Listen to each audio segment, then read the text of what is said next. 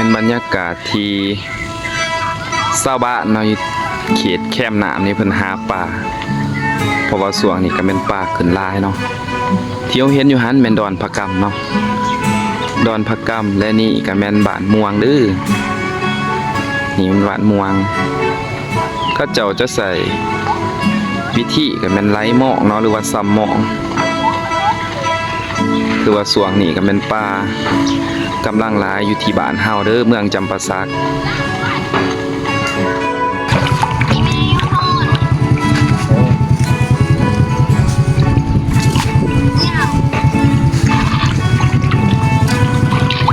ยาเลย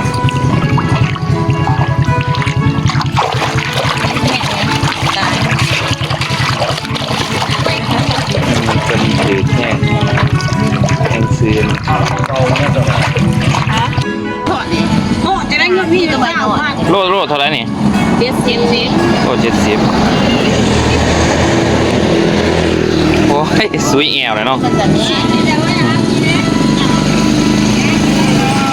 โล70พี่น้องเป็นเลยโล70เดี๋ย